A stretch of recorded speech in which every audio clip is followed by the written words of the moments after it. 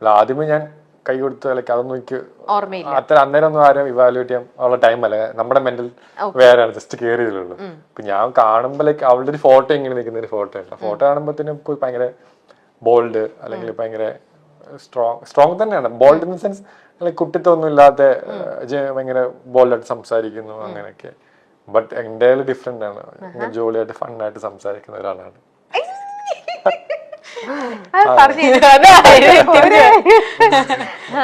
ശ്രീതു ഭയങ്കര ഭയങ്കര ഒരു എന്താ പറയാ കുട്ടിത്തം ഭയങ്കരമായിട്ടുള്ള എനിക്ക് പേഴ്സണലി എന്താ പറയാ ഇപ്പം അടുത്ത ആളെ ഉപദ്രവിച്ചിട്ട് അവിടെ കയറി നിക്കണം എന്നൊന്നും ഇല്ല.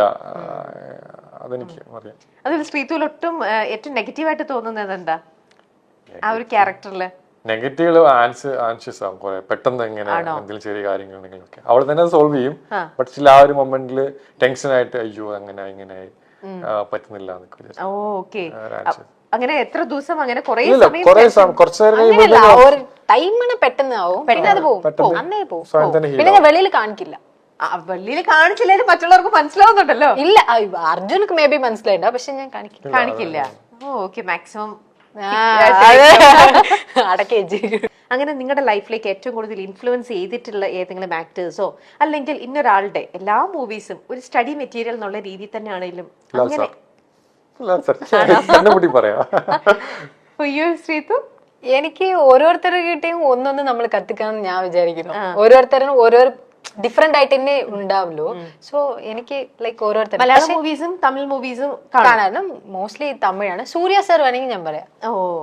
ഓക്കെ, ഏറ്റവും കൂടുതൽ ഇഷ്ടം.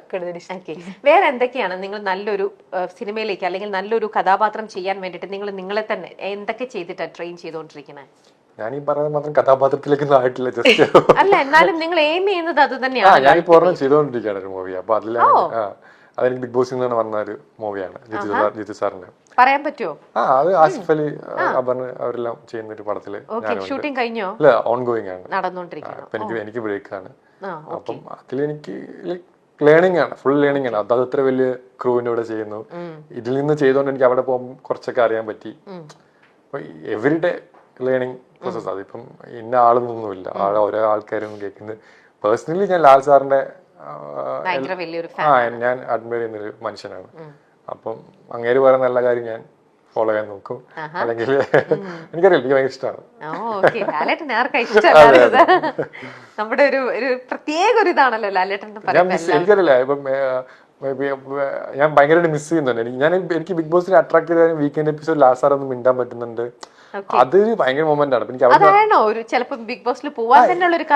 One of the reason Lal sir തന്നെയാണ്. അപ്പം എനിക്കൊരു ഫാൻ ബോയ് അല്ലെങ്കിൽ നമുക്ക് അവിടെ പോയി ലാൽ സാർ സംസാരിക്കുക അല്ലെങ്കിൽ ശാസനം കേൾക്കുക അല്ലെങ്കിൽ തമാശ പറയുക, ചിരിക്കുക, അതൊക്കെ എത്ര പേർക്ക് കിട്ടും? അല്ലെങ്കിൽ അങ്ങനത്തെ ഒരു ഞാൻ കൂടെ വർക്ക് ചെയ്തപ്പോൾ എനിക്ക് അത്ര കിട്ടുമെന്ന് എനിക്കറിയില്ല.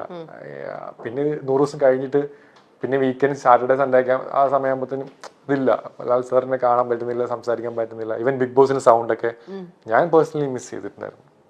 ലാലേട്ടന്റെ ചെയ്ത് കിട്ടിയോ? ഇല്ല, എനിക്ക് അങ്ങനെ കിട്ടിയിട്ടില്ല.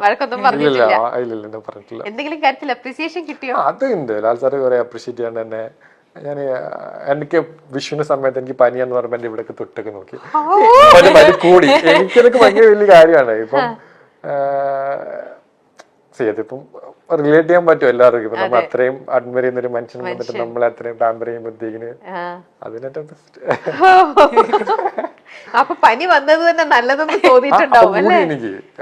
എനിക്കൊന്നും പറയാനും പറ്റുന്നില്ല.